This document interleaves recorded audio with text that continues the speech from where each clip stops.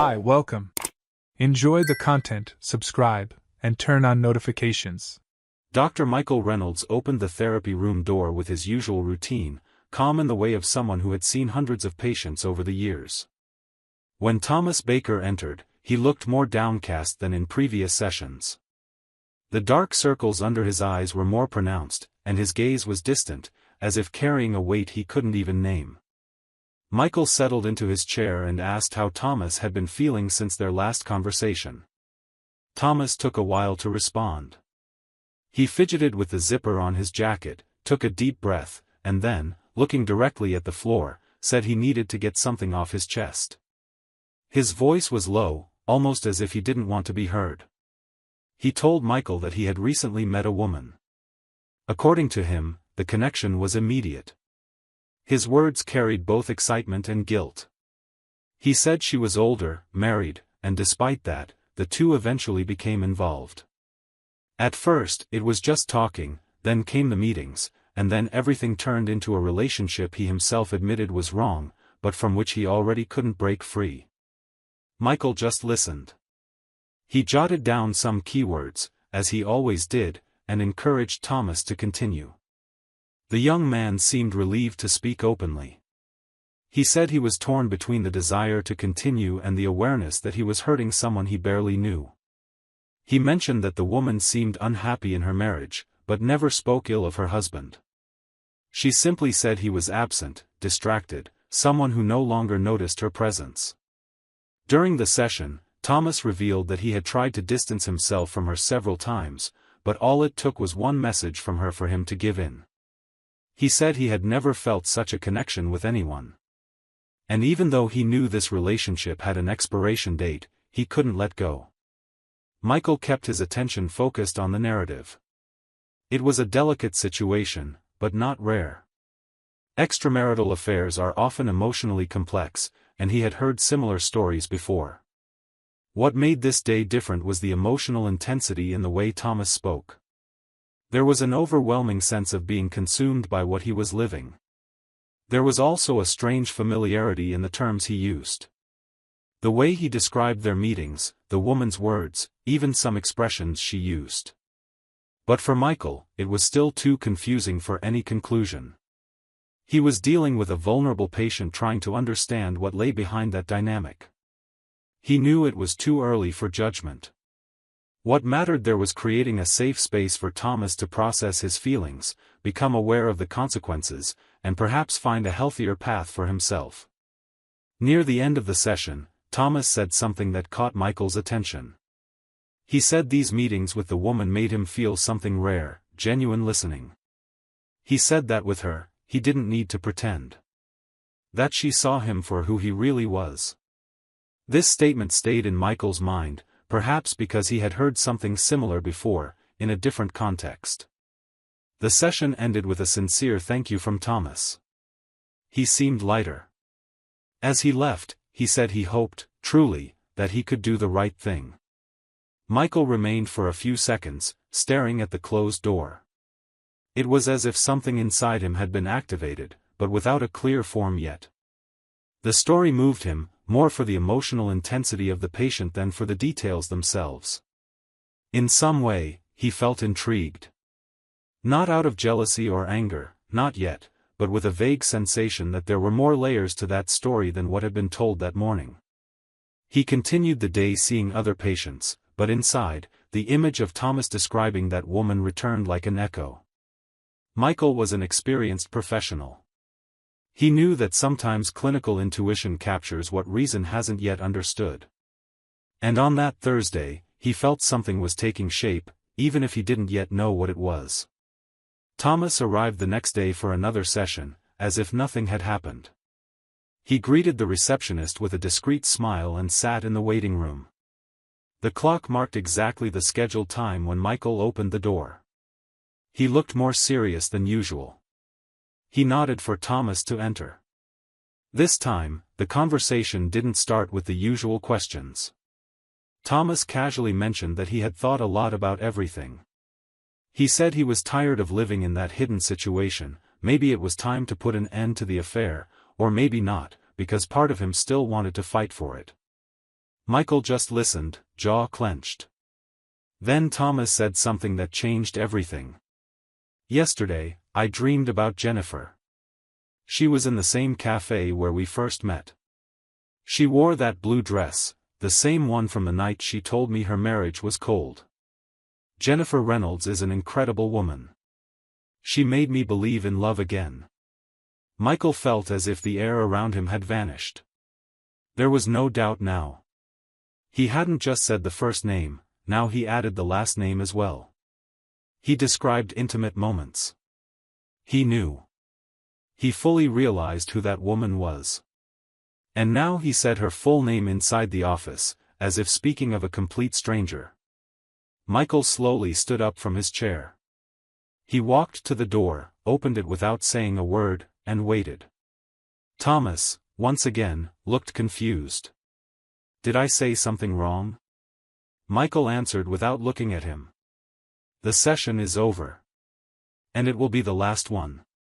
Thomas hesitated for a moment, then grabbed his coat and left, glancing back as if trying to understand what had just happened. As soon as he crossed the threshold, Michael asked the secretary to cancel all appointments for the day.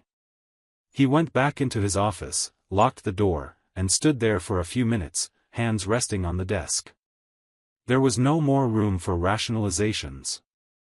The truth had been thrown there, unfiltered. At dusk, he went home. The light in the living room was on. Jennifer was watching some show, pretending everything was normal. He entered and stood there, observing for a few seconds. Thomas does therapy with me, he said, voice firm. Jennifer dropped her phone. She froze, as if the ground beneath her feet had disappeared. It took her a few seconds to react. What? You heard me. She put her hands to her face and started crying. She tried to approach him, but he stepped back. How long has this been going on? Michael, please. How long, Jennifer? She hesitated, took a deep breath, and then broke down. For 3 months. It started by accident, then it got harder to stop. I didn't plan any of this. I swear. Michael crossed the hallway in silence, went to the bedroom, and opened the closet. He grabbed a backpack, stuffed in some clothes, wallet, phone, and returned to the living room.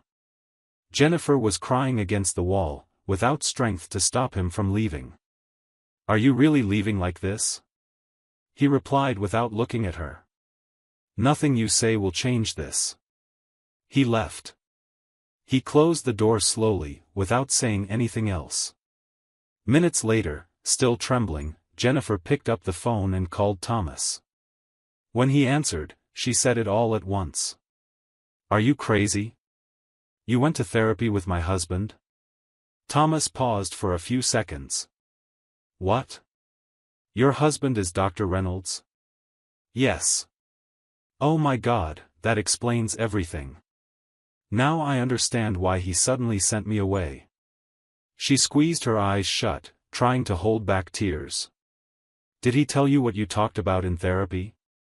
There was silence on the other end. Did he tell you? Yes.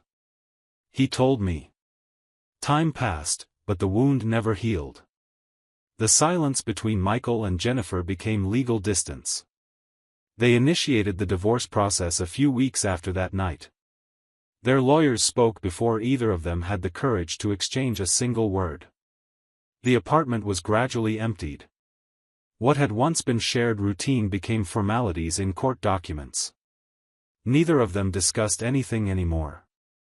Everything had already been said, or destroyed, through the choices they had made. But when Michael thought the worst was over, a new bomb arrived by mail. A white envelope with his name written in bold black letters. It was an official notice. Thomas Baker had filed a lawsuit against him for moral damages, claiming a breach of therapeutic confidentiality. The document was clear. It cited sections of the American Psychological Association Ethics Code, pointing out that the patient had shared intimate information in a protected environment and that this information had been used against him outside the session, for personal benefit. The lawsuit also referenced the Federal Mental Health Privacy Protection Act, MHPPIA, stating that Dr. Reynolds had violated psychological privacy rights. Michael felt the ground tremble again. He had lost his wife. Now, he risked losing his career. His reputation, built over 20 years with dedication and ethics, was about to be questioned. And all of it because of a relationship that should have never existed. For days, he hesitated about what to do. He could accept the lawsuit in silence, avoid exposure, and let the scandal fade with time. But when he looked in the mirror, he realized he had already lost too much. He decided to act. He filed a civil suit against Thomas, based on the state law protecting the marital pact. He argued that the patient had directly and consciously interfered in his marriage, causing irreversible emotional damage. It wasn't just infidelity. It was the deliberate destruction of a commitment lasting years. From that point on, everything turned into a dirty war. Both lawyers began dissecting every detail of the relationships. They searched old emails, text messages, medical records, meeting dates, call histories, agendas. Jennifer was called to testify. The embarrassment was formally exposed in the reports attached to the case. The matter gained attention in the city's legal corridors. The respected therapist was now part of a double scandal, marital and professional. Thomas, meanwhile, became the center of public accusations, accused of destroying a family and manipulating his own sessions for emotional gain. What had once been a private crisis had now become a dispute involving dozens of pages, signatures, and deadlines. Their pain was no longer theirs alone. It was documentation, protocol, and expert analysis. Justice was at stake, but above all, the truth of each person was beginning to be confronted in an arena without emotional protection. It wasn't just a lawsuit. It was the public demolition of 3 lives. During the months the cases dragged through the courts, each of them followed a silent path of isolation, as if the scandal had placed them in separate cages, where only the sound of their own choices echoed. What had once been a personal crisis had now become a battlefield, legal, emotional, and personal. And in this battlefield, there were no innocents, only survivors trying to hide the damage. Jennifer left Boston 2 weeks after the formal separation. She left behind the apartment, the furniture, and even the plants she had taken care of. She went to Denver and stayed with her older sister, Ashley, who welcomed her without asking questions. At first, Jennifer tried to maintain some routine. She helped with the nieces and nephews, went to the market, read entire books in 2 days. But at night, the silence of the house would bring the weight back. She relived every conversation with Thomas, every excuse given to Michael, every time she looked in the mirror and decided to delay the truth out of fear of losing what little was left. She wanted to call Michael every day. To explain, to apologize. But shame spoke louder. And regret had already settled in as a permanent guest within her. Thomas also withdrew. He quit his job at the agency, disappeared from social media, and cut ties with mutual friends. Trapped in his own apartment, the days began to blur. The enthusiasm he once brought to every new idea, every conversation, disappeared. His energy was drained by a guilt he pretended not to feel. He started taking sleeping pills and then took them just to exist. He had recurring nightmares where he relived the last session with Michael, the look on his face when he heard the name, Jennifer Reynolds. It was as if that man's face had become permanently etched in his mind. A constant reminder that, even though he claimed he didn't know, he knew he was crossing a dangerous line. Deep down, he knew. He just chose to ignore it. Michael, on the other hand, who had always been the man of reason, discipline, and restraint, finally collapsed internally. He tried to keep seeing his patients, maintaining the same steady and balanced posture as always, but his eyes no longer reflected security, they reflected loss. One day, while listening to a patient talk about emotional abandonment, he felt his body shake. After the session, he turned off his phone and spent more than an hour staring into nothing. It was on that day that he realized he needed help. He sought out a therapist in a neighboring town to avoid comments or judgments. In the first sessions, he just listened and breathed. Then he began to speak. He talked about the marriage. About the pride he felt in keeping things working. About how much he believed the secure routine was enough. And then he began to admit what he had always hidden, that he had distanced himself from Jennifer when she needed him most, that he had become a spectator of his marital life, that he had traded the role of husband for that of an emotional technician. He said that, although it may seem absurd, part of him understood why she sought in another man what he had failed to offer. And even understanding it, it didn't lessen the pain. Because the truth has the power to illuminate, but it also burns. One day, sitting alone in a generic cafe, he overheard an elderly woman next to him say something that stuck in his mind: "Love doesn't die. We're just the ones who forget to feed it." Michael finished his coffee, paid the bill, and walked for blocks without direction, repeating that phrase like an involuntary mantra.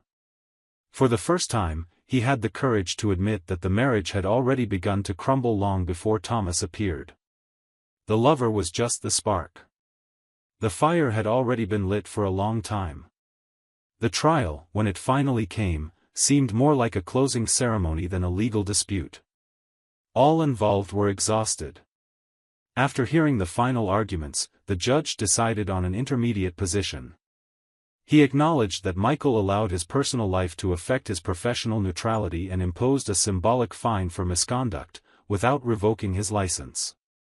On the other hand, he also recognized Thomas's responsibility for interfering in another couple's marriage and ordered him to pay compensation for emotional manipulation. When everything was over, Jennifer remained seated in the back row of the courtroom.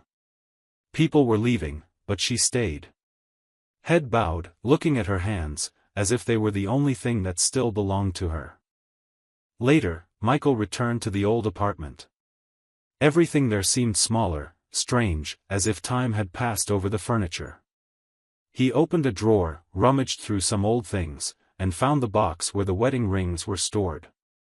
He took one of them, looked at the engraved interior with the wedding date, and, without thinking, whispered. That was a promise. And every broken promise demands its price. He closed the box, put it back. No tears fell. He had already cried enough. Life would go on. But with a different skin. A different awareness. And the certainty that sometimes the greatest betrayal isn't between two people, it's against what they vowed to take care of every day, and let die without realizing it. Thank you for watching the video. If you enjoyed it, don't forget to subscribe to the channel and turn on notifications so you won't miss any updates. See you next time.